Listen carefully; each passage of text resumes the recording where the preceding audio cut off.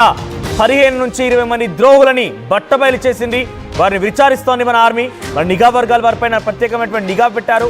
తాజాగా మరొక ద్రోహి, పాకిస్తాన్కి సపోర్ట్ చేసిన మరొక గూఢాచారి అరెస్ట్ చేశారు మన భారత ఆర్మీ. సో ప్రస్తుతానికి గుజరాత్లో వాడిని పట్టుకున్నట్టు తెలుస్తోంది. పాకిస్తాన్కి గూఢాచారిగా ఉన్నాడు. కచ్ ప్రాంతంలో సహదేవ్ సింగ్ అనేటువంటి సహదేవ్ గోహిల్ను అరెస్ట్ చేశారు పోలీసులు. ఇక్కడ కనిపిస్తున్న చూడండి వీడే సహదేవ్ సింగ్ చూడండి. చూడడానికి ఆ కళ్ళద్దాలు పెట్టుకొని అమాయపు మొహంతో ఆ పిచ్చి కుక్క కనబడుతుంది కదా. ఈ కుక్క మామూలు కుక్క కాదు, ఇది వెర్రి కుక్క. మన దేశంలోనే ఉంటూ మన దగ్గర తిండి తిని ఇక్కడే బతుకు కోసం వచ్చినటువంటి ఈ కుక్క ఏకంగా మన సమాచారం లీడ్ చేస్తోంది. ఇక్కడ చూడండి, ఇక్కడ గమనిస్తూ ఉంటే వీడు ఏ కొసానైనా మీకు ఆ రకం కనబడుతున్నాడా? వీడు ఒక పిచ్చి కుక్క అనే రకంగా ఏ కొసానైనా ఆ కళ్ళద్దాలు, వాడి జుట్టు, వాడి బాలకం, వాడి మొహం గోడకు పిడకేసి కొడతారు చూసి అట్లా ఉందని మొహం అంతా కూడా. ఆ వాడు ఒక ద్రోహిగా మారిపోయి పాకిస్తాన్కి గూఢాచారంతో అన్ని రకాల సమాచారం లీక్ చేస్తున్నాడు. మొన్నటికి మన జ్యోతి మల్హోత్రా కూడా మనం చూసాం కదా. ఆమె చూస్తే ఏమాత్రం కూడా మన సమాచారం లీక్ చేస్తుందని చెప్పి అనుకోలేం. చూడడానికి మొత్తం హొయ్యలు పలుకుతూ వలపు వల విసురుతూ తన హావభావాలు, తన వేషాధారణ, తన బట్టలు, ఒక అమ్మాయిగా సగం బట్టలతో ఇష్టం వచ్చినట్టుగా ఎక్స్పోజింగ్లు చేసేసి వీడియోలు చేసి సబ్స్క్రైబర్ని సంపాదించి అటుపిమ్మట పాకిస్తాన్కి వెళ్ళిపోయి పాకిస్తాన్ ఉన్నటువంటి అధికారులను కలిసి ఇక్కడ ఢిల్లీలో ఉన్నటువంటి పాక్ హై కమిషన్ అధికారి డానిష్తో సంబంధం పెట్టుకొని అటు నుంచి అక్కడికి పాకిస్తాన్ వెళ్ళిపోయి పాకిస్తాన్ ఉన్నటువంటి అధికారులతో కూడా కలిసి ఏకంగా ట్రిప్పులకు వెళ్ళింది, టూర్లకు వెళ్ళింది, హనీమూన్ ఎంజాయ్ చేసింది. సో వీళ్ళిద్దరి వాళ్ళకం చూస్తే నిజంగా వీళ్ళని ఎలా చేయాలంటే సౌదీలో కొన్ని చట్టాలు ఉంటాయి, మనం బేసిక్గా చదువుతూ ఉంటాం, ప్రత్యక్షంగా మనం ఎప్పుడు చూడలేదు కానీ. సో దాంట్లో ఏముంటుందంటే ఏదైనా అత్యాచార ఘటనలో ఒక నిందితుడు కనుక పట్టుబడితే వాడి నడి రోడ్డు పైన ముక్కలుగా ఖండాలుగా కట్ చేసి ఏకంగా తలా ముండం వేరు చేసి బహిరంగ రోడ్డు పైన శిక్షిస్తారట. అటువంటి శిక్ష వేయాలి. ఇప్పటివరకు సుమారుగా 15 మంది పట్టుకున్నారన్నారు కదా. దీంట్లో వీడు ఒక మెంబర్గా ఉన్నాడు. ఇండియన్ నేవీ BSFకి సంబంధించిన సమాచారాన్ని అటు లీక్ చేశారట ఈ విధవ. సహదేవ్ కచ్లోని దయాపర్లో హెల్త్ వర్కర్గా పనిచేస్తున్నాడట. అయితే అదితి భరద్వాజ్ అనే మహిళ పేరుతో సహదేవ్ను ట్రాప్ చేశారట పాకిస్తానీ హ్యాండ్లర్లు. వింటున్నారు కదా, ట్రాప్ చేశారట. మరి ఈ సమాచారం దొరికింది. వీడో ప్రబుద్ధుడు, వీడో పెద్ద సెలబ్రిటీ, మరి వీడిని ట్రాప్ చేస్తే సమాచారం వచ్చిందనుకున్నారా? వీడే ఏదో ప్రయత్నం చేసి ఉంటాడు, డబ్బు కావాలి.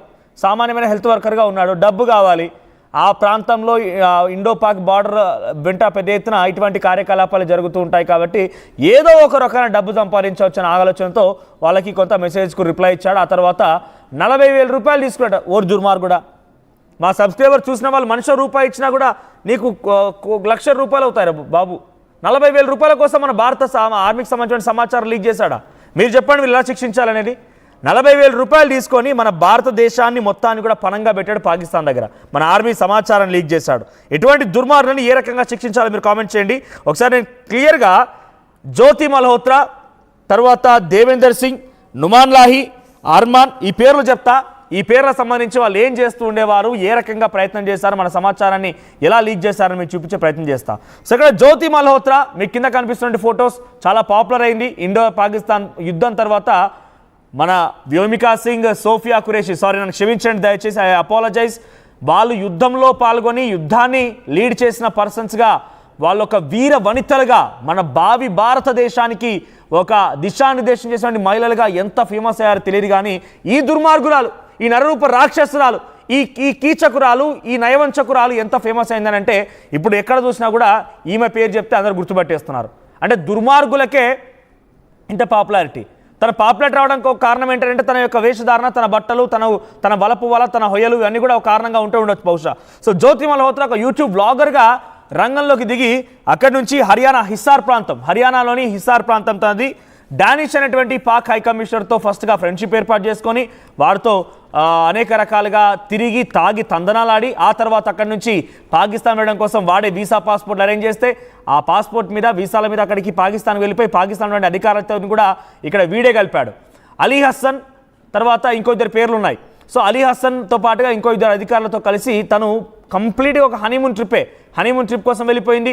లక్షలలో కొన్ని రూపాయలు అక్కడి నుంచి వచ్చినప్పుడల్లా మీరు గమనించండి, 10-15 అత్తగారిల్లా అమ్మగారిల్లా పోయి 10-15 అక్కడ ఉండడానికి పాకిస్తాన్ వెళ్ళిపోయి 10-15 రోజులు అక్కడే ఉండిపోయి అన్ని రకాలుగా ఎంజాయ్ చేసింది. అక్కడ ఏకంగా అక్కడ ముఖ్యమంత్రి కూడా కలిసింది. పాకిస్తాన్లోని పంజాబ్ ప్రావిన్స్ ముఖ్యమంత్రి నవాజ్ షరీఫ్ కుమార్తె మరియాం షరీఫ్ని కలిసి తనతో సెల్ఫీ దిగుతూ అక్కడ కూడా తనతో కూడా రీల్స్ చేసింది. అక్కడికి వస్తే తనతో కూడా రీల్స్ చేసింది. వాళ్ళ అమ్మగారిలో కాదు కదా పోయి అక్కడ రోజు తరబడి అక్కడ ఉండడానికి. చూడండి ఆ రకంగా స్వేచ్ఛగా తిరగలిగింది. తర్వాత ఒక లెటర్తో లీక్ అయింది. దాంట్లో చూస్తుంటే I have received very much love from Lahore అట. లాహోర్ దగ్గర నుంచి చాలా ప్రేమ లభించింది. ఎందుకు లభించది? లక్షల డబ్బులు తీసుకుపోయి బాల్లో ట్రిప్పులు ఎంజాయ్ చేయించి నీతో పాటు తాగి తందనలాడితే నీకు లవ్ లభించక ఇంకేం లభిస్తుంది? నీకు కావాల్సిన ఆ లవ్వే కదా.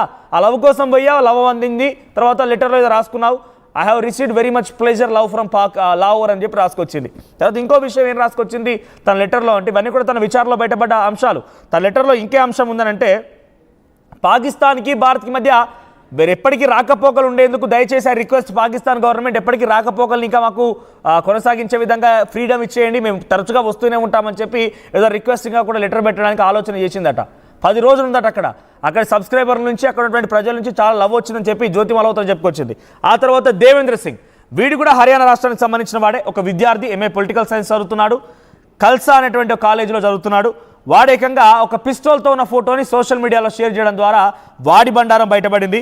సో వీడు 2024 నుంచి సుమారుగా 2 సార్లు పోయినట్టు. ఏకంగా జ్యోతి మల్హోత్రా అయితే నాన్ స్టాప్ తనిక పుట్టింట్లో అత్తవారింట్లో ఆయన ఏమని అనగానే మాటికి అమ్మగారింటికి వెళ్ళిపోయినట్టుగా ఇక్కడ ఏమైనా సంఘటన జరగానే మాటికి వెళ్ళిపోయేదట. ఏకంగా తన తండ్రి చెప్పాడు మాట, చీటికి మాటికి ఢిల్లీ పోతుండే, ఢిల్లీ నుంచి పాకిస్తాన్ పోయేది, పాకిస్తాన్లో ఎవరితో పోయింది, అక్కడ ఏం చేసింది మాకేం తెలియదు అని చెప్తాను తండ్రి చాలా మీడియా సంస్థలతో మాట్లాడుకొచ్చిన మాటలు ఉన్నాయి. సో అటువంటి రకంగా జ్యోతి మల్హోత్రా చేస్తే ఏకంగా వీడు కూడా దేవేంద్ర సింగ్ అనేవాడు కూడా సుమారుగా 3-4 సార్లు వీడు కూడా పాకిస్తాన్కి పోయిండట. సో వీడు ఏకంగా పిస్తోల్తో ఉన్నటువంటి ఒక ఫోటోని సోషల్ మీడియాలో పోస్ట్ చేసిన తర్వాత వీడి బండారం బట్టబయలైంది. వీడు కొన్ని లక్షల రూపాయలు వారి నుంచి తీసుకొని మన సమాచారం లీక్ చేసే ప్రయత్నం చేశాడు. సో ఇక్కడ మీకు ఒక విషయం చెప్పాలి, జ్యోతి మల్హోత్రా కానీ దేవేంద్ర సింగ్ కానీ ఇక్కడ కనిపించండి సహదేవ్ సింగ్ కానివ్వండి, వీళ్ళందరికీ ఇన్ఫర్మేషన్ ఎలా వస్తుంది, ఎలా వీళ్ళు ఇన్ఫర్మేషన్ రాబట్టగలుగుతున్నారు? ఇప్పుడు నీకు తెలుసు, నాకు తెలుసు ఇన్ఫర్మేషన్. మన దగ్గర బ్రహ్మోస్ ఉన్న విషయం తెలుసు, S-400 ఉన్న విషయం తెలుసు, ఆకాశ్ తీర్ ఉన్న విషయం తెలుసు, త్వరలో కాళీ అనేటువంటి తయారు కాబోతున్న విషయం తెలుసు, మన దగ్గర అగ్ని, పృథ్వీ ఇటువంటి చాలా మిసైల్స్ ఉన్న విషయం నీకు తెలుసు, నాకు తెలుసు. ఎప్పటికప్పుడు జర్నలిస్ట్గా మీకు అందించే ప్రయత్నం మేము చేస్తున్నాం. మరి మాకు తెలిసిన ఇన్ఫర్మేషనే వాడికి తెలుసుంటే కనుక ఎట్టి పరిస్థితుల్లో ఒక గోప్యమైన సమాచారం లీక్ చేసే అంశం కాదు. వాడికి ఇంకేదో తెలిసి ఉండాలి, ఆర్మీ లోపల జరిగేటువంటి విషయాలు ఏదో తెలిసి ఉండాలి. ఆయనకి అది తెలుస్తున్నాయి, ఈ దుర్మార్గురాలకి ఆ నరహంతకుడికి తెలుస్తున్నాయి అవన్నీ విషయాలంటే లోపల కూడా ఆర్మీలో ఎవరో ఒకరు వీళ్ళకి ఇన్ఫర్మేషన్ ఇస్తున్నవారు ఉండాలి. ఇది డెఫినెట్గా ఒక అనుమానంగా మనం చూడాల్సిందే. మీరు అనొచ్చు, మీరు ఏకంగా ఇండియన్ ఆర్మీని శంకిస్తున్నారని. ఇండియన్ ఆర్మీ మొత్తాన్ని గారు శంకించేది, ఇండియన్ ఆర్మీలో ఎవరో ఒకరు తులసి వనంలో గంజాయి మొక్కలాగా ఎవడో ఒకడు ఉంటాడు కదా. సో అటువంటి వాడు ఎవడో ఒకడు వీళ్ళకి ఇన్ఫర్మేషన్ ఇస్తూ ఉండాలి, వీళ్ళు దాన్ని అక్కడ అమ్ముకుంటూ ఉండాలి. సో ఆ రకమైన ఇన్ఫర్మేషన్ ఇవ్వడం కోసం వీళ్ళకి ఎంతో కొంత వీళ్ళకు డబ్బులు ముచ్చ చెప్పే అవకాశం కూడా ఉండాలి. సో చాలా క్లియర్గా వినండి, జ్యోతి మల్హోత్రా కానివ్వండి ఇంకెవరైనా గూఢాచారులు ఉన్నారంటే వాళ్ళకు బేసిక్ ఇన్ఫర్మేషనే పాకిస్తాన్ కనుక పాస్ చేస్తే ఎటువంటి విధంగా పాకిస్తాన్ ఏం చేయలేదు. ఎందుకంటే బేసిక్ ఇన్ఫర్మేషన్ ప్రజలందరికీ తెలిసిన ఇన్ఫర్మేషన్ పాస్ చేస్తే పెద్ద గొరిగేది ఏం లేదు. వాళ్ళు అక్కడ ఉండి కూడా గూగుల్ ఓపెన్ చేసి ఆర్టీవీలో ఏం జరుగుతోంది, ఆర్టీవీలో ఏం చెప్తున్నారనో లేకపోతే వేరే ఛానల్స్లో ఏం జరుగుతోంది, వాళ్ళ వెపన్స్ ఏంటి, ఇండియన్ ఆర్మీ దగ్గర ఉన్నటువంటి మిసైల్స్ ఏంటని తెలుసుకోవడానికి చాలా ఈజీ విషయం.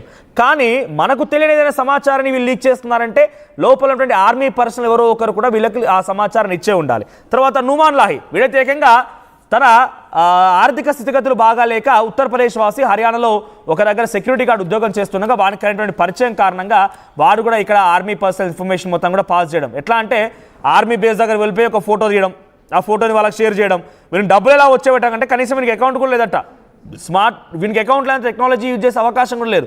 వీడికి సంబంధించిన బంధువుల అకౌంట్లో పాకిస్తాన్ వాళ్ళు డబ్బులు వేసేవారట. వాళ్ళ డేటా మొత్తం తీస్తే కొన్ని కోట్ల రూపాయల ట్రాన్సాక్షన్ జరిగిందట నుమాన్ లాహీకి, అటు పాకిస్తాన్కి సంబంధించినటువంటి ISIకి. ఇక అర్మాన్ వీడు కూడా ఒక విద్యార్థి, ISI